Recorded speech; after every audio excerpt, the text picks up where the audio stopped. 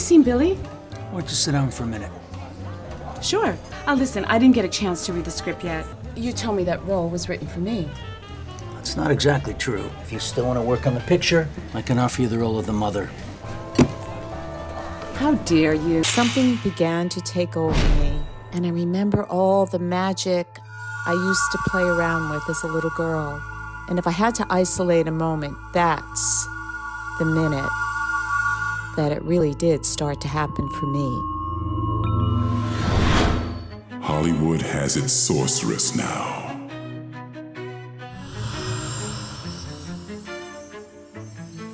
All right, welcome everyone to another episode of Inside Hollywood. I am your host, Vinny, and I have a great guest here. She's joining us all the way from Los Angeles. She's an award-winning actress, director, filmmaker. She's behind the fantasy TV series Sorceress of Hollywood, which has been earning awards all over the place, and including 5 Tellys. Very impressive.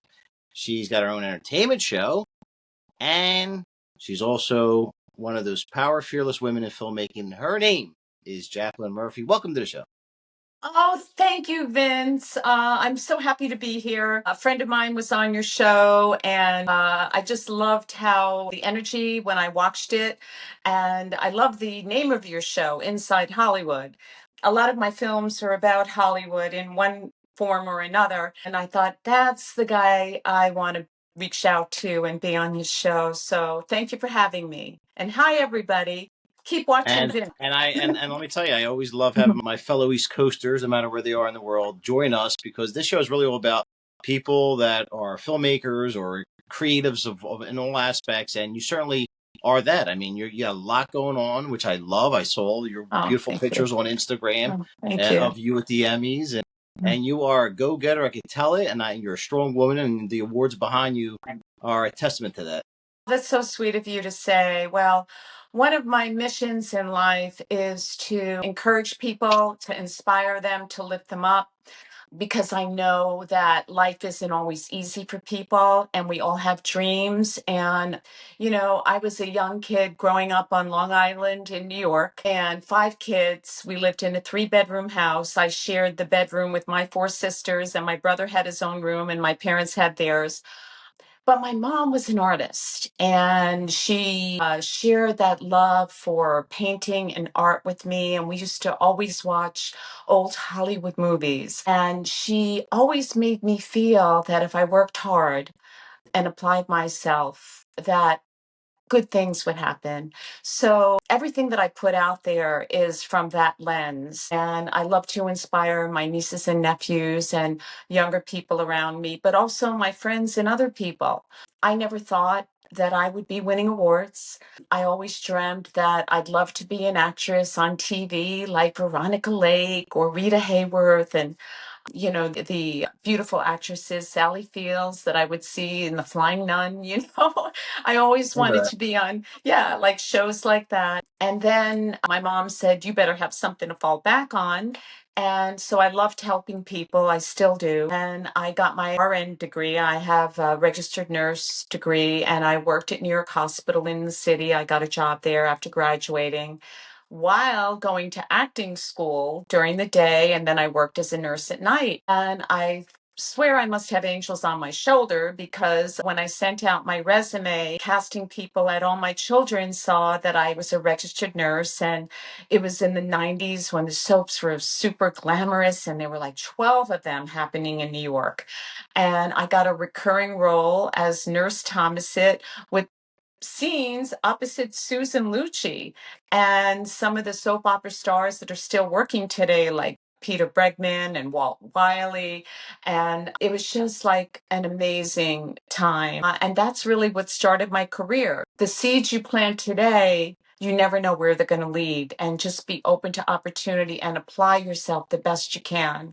I never thought those 2 careers, nursing and acting, would dovetail, but somehow they did. Well, I'll tell you, it's something to be said about that. I mean, it sounds like a great upbringing, because it's true. You always need something to fall back on, because this is a dream to too many of us. And sometimes, unfortunately, it doesn't always work out. But in your case, I think you've done very well with it. Again, Judging by what's behind you, you've done very well. Okay, so I can show your viewers like one of my favorite trophies because it has wings.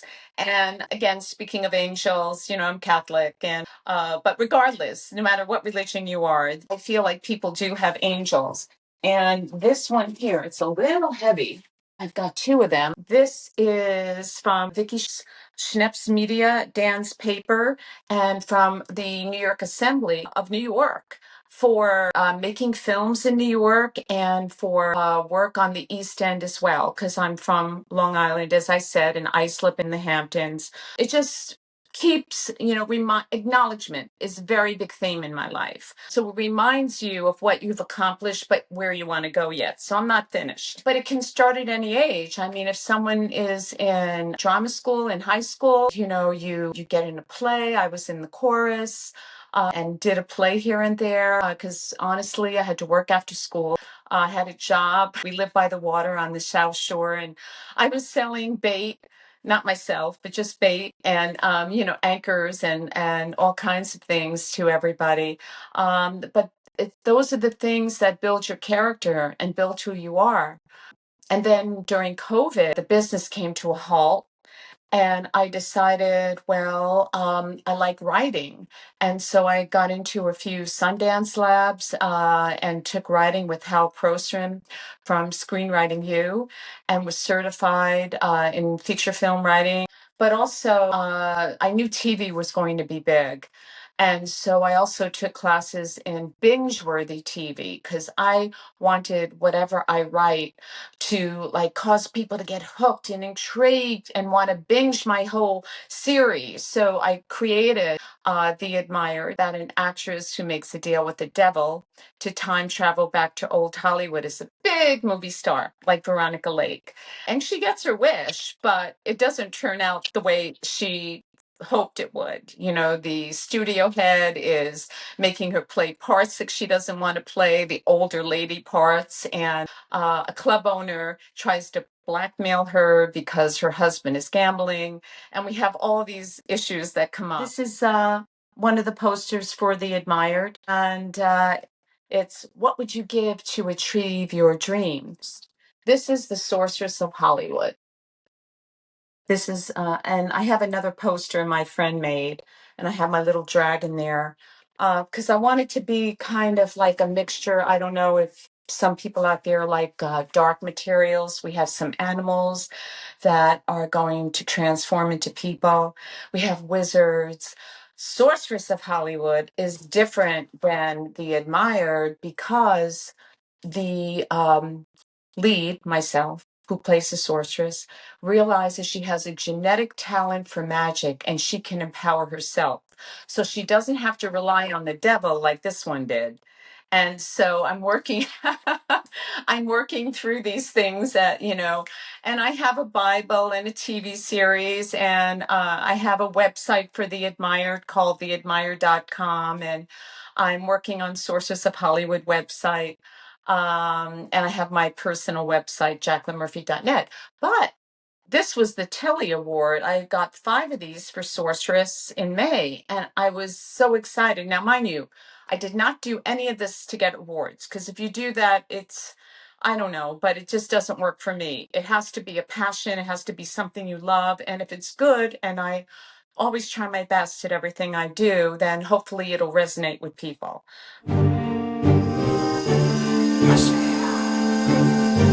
Once I got back into that tree, I can't explain it. Something began to take over me, and I remember all the magic I used to play around with as a little girl. And if I had to isolate a moment, that's the minute that it really did start to happen for me. It knows me. When the forest goes quiet, that's when he listens. I was born from the same fire. I will finish what he began. Beauty is always around you.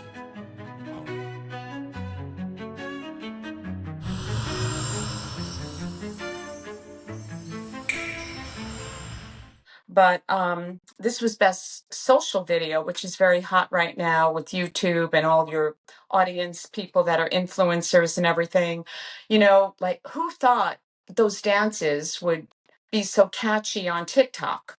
And so you never know what's going to resonate or be a hit. But again, here's some more wings. So I guess the universe is telling me something, because what would a sorceress be if she didn't have wings? Um, Right now, Jacqueline, for some of the people that are watching, yes. just what are the Tellys? If for those that may not know, what are the Tellys? Okay, so the Telly Awards are given to people in the industry, the ad agencies, commercials, filmmakers. For example, we were up against Kevin Costner. He had a commercial, I believe it was for a truck. I don't remember the name of the truck. Maybe it was a Ford or something. And David Beckham had a commercial on. What happens is you submit your work to the Telly Awards, and some of the awards are called the People's Telly Awards. So audience people, the people that you don't even know, you put your link out there and they vote whether they like your project or not. And there were 13,000 submissions, and I felt so blessed and blown away when we won, a couple of gold Telly Awards for Sorceress of Hollywood. And we won Best Fantasy Film, Sci-Fi Fantasy. I won Best Director, Best Creator, which was meaningful to me because, I'm in my office where I am right now and I'm always creating things. So, and sometimes, you want to feel like, well, am I on the right path with this? Do I need to shift it? Do I need to go in a different direction? Or do I want my voice to stay true to a voice, or maybe it can go a different way? So I like to be open to things. Yeah, so there's so many different categories in the Telly Awards. As I say, we won cinematography, directing. So they have all these different categories. So anybody who's a filmmaker or has content, you should really look into the Telly Awards. I thought it would be a blessing to win one, but to win five. And it's interesting. I try to get involved, in as many different things as I can, because the world is changing. It used to be, I was listening to your great interview that Joe Cortese had, right? And it used to be in New York. When I started out, you could walk into 1500 Broadway or 1501, and there were like 15 agents in there. So I take my stack of headshots and go in and hand them out. And there was one agent, Marvin Starkman, I remember. I've worked with him for a time, and Sharon Carey, who's still working here in LA now. I went into their office and, they took you on. You would chit chat with them. And also, they look at your headshot, your look. They look at your resume. Well, what has she done? But Marvin said that back in the day, that getting a role on a soap opera was like gold. It was like going on the yellow brick road in The Wizard of Oz, because the soaps were it. There was Soap Opera Digest. It was so glamorous. You could walk into Columbus restaurant on Columbus, and I think some of the Italian guys, owned it. Paulie Herman, he had a restaurant. I don't know if you know Paulie, Yeah. but all those guys that were on Goodfellas were in Columbus, and everybody, like, I don't know, it just felt like you could rub elbows or go to Elaine's and you would see like Woody Allen there, or, various people in the industry. And it's just, it was a great time. But I remember, yeah, soaps were big. Everybody was watching soaps. It was a big deal. And New York really it was bi-coastal, right? It just wasn't, Hollywood, yes, always was a hot spot for entertainment, but New York really was competitive, more so than George Gallo, another guest that I had, which has been my like idol forever for a screenwriting idol. But so George Gallo even mentioned the same thing. Like he picked up, it's a crazy story. You got to watch it. Just picked up the white page and started looking for names and wound up connecting with someone. And then one thing led to another, and here he is. And before you know it, he optioned one of his scripts. That's how it was, and that was New York back in the late 70s, early 80s. But things are changing, the landscape's changing. I talk about this every day to people. Social media is huge. I think everything's going to wind up being social media. I think there's a big push to have a lot of like these mini sort of like series things that are going on online. And so, it's the theaters, unfortunately, are really hurting. Who knows how long they'll last. And it's sad because I mean, grew up going to theaters. We still, we like Nightmare on Elm Street and Superman, and I had a lot of Return of the Jedi. I had a lot of great memories going to theaters. But things are changing. So, and I love the fact that you are. It seems like you really are avant-garde in the fact that you're keeping up with what's going on, because a lot of people are still trying to feel their way around. And it's really hard because generational, you're thinking, okay, so like, where do I, like, even me, I'm trying to, like, where do I fit in and what do people want? Because really what it is, it's about what you like, but it's also what do people want? That's so true. Yeah. So I think a good starting point for me is like, what do I like? Because if I can use what's in myself or what my passion is, and you got to have a lot of passion to make a film or to stay in this business. So what are you going to do that you really enjoy that's going to keep you in the game? And while you're in it, you're having fun and you're playing. So I am playing. You mentioned short form content. Well, right now that is my superpower, because I with the admired I have six, well, I have like 20 something episodes that are in the 4 to 5 minute sweet spot that people like to watch, and it's like eating a piece of chocolate. Okay, I got that. And then the people's attention span is so short now because we're getting bombarded with so many different things. And also with Sorceress of Hollywood, I have 6 episodes that are also between 4 to 6 minutes. And then I start by making a 20-minute film, and then I just cut it down. And for those, when I'm writing it, so you figure a minute per page, so 20 minutes for this. But I do have the full or 60-minute show and a feature, which could be 90 to 120 pages. So, these are all things like I have just learned as I go along, and they're, with my writing teacher. I mentioned him, Hal Crossman, Screenwriting U. He has some great classes. I'm Screen Actors Guild since 1982. And I was only 5 when I got my SAG card. I'll leave that out for your people to guess.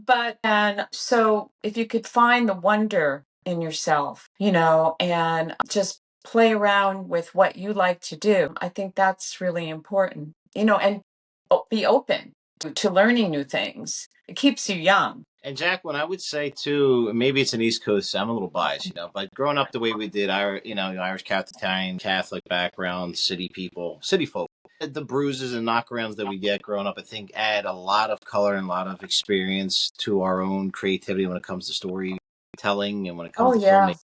And so yeah. when you go through all these really crazy things in our lives, it just makes us that much better to be filmmakers, I think. I agree with you. I mean, that's what I loved about you. Like when I talked to you on the phone, I mean, you have 3 children, and you have a job during the day, and yet you have a passion, and you're doing this, and this could be. I think you're so good at this. This could be like a full-time job for you. But you know, I I think it does add color. I wrote a script based on when I was a nurse in the 90s. I have it up on IMDb and I have a poster for it.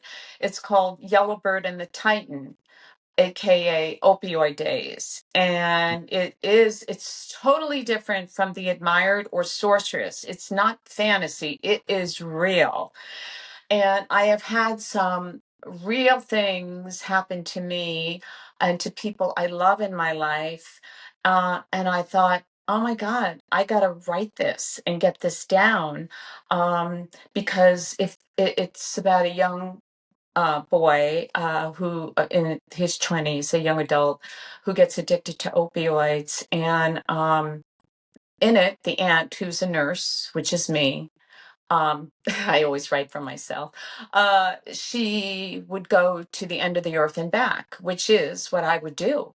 And there are all these young people that would go in for shoulder surgery after a football accident, and they would get hooked on opioids. And it is an epidemic, and it is taking people's lives and loved ones away. And, I don't ever want to preach. I want to maybe just share a story that someone could see the value in it, that, and they connect to it and they can relate and then maybe want to make a change, because you can never push anybody to make a change. But it did come out of my love for, a young adult that I knew and still know, thank God. And I was able to make a difference with my husband, and they're still here with us. So, Yellowbird, I hope to make, and it just seems easier for me to go into my fantasy world. But I easily could, my nursing uniform is still in my closet from, 20 years ago with my nursing pin from Plattsburgh. I got my bachelor's degree, and at 19, I went to a 2-year college and I got my RN. So I have that pin. I'll pull it out anytime. I'm hoping to get on the pit, Noah Wiley. So, but yeah, so you never know what is going to move you. But that for me is the trick, finding out what's going to move me, what's going to keep me in the game to share, my experience and my passion, and maybe, have someone, be moved by it too. And I think that's the point of life, really. I mean, you start to really, as you get a little bit older and you get past your fun years, let's say, you start to think, okay, well, like, what's life really about? I think it's about enjoying your life, about expression, creativity.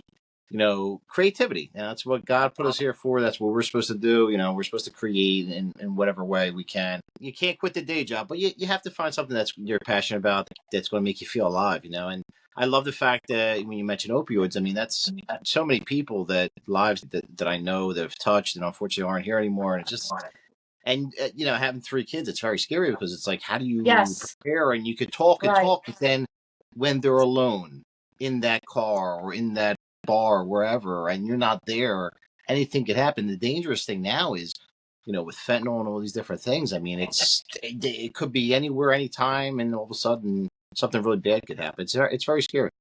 Well, I put that in the script. My father in the script is a Nobel Award-winning biochemist, and he has a gambling problem. And the pharmaceutical heir, who is ruthless, knows my father has gambling, so he keeps on telling him to push through the FDA the fentanyl content that's in these. Being a nurse, I saw firsthand at a really young age, like, this is what happens. And if that doesn't scare the hell out of you, I don't know what will. But I mean, hope to make that at some point. But basically, at the end of the day, it's so much more important to be kind and to help people than no amount of filmmaking or awards or anything is anything if you don't have the people you love in your life, at least for me. So.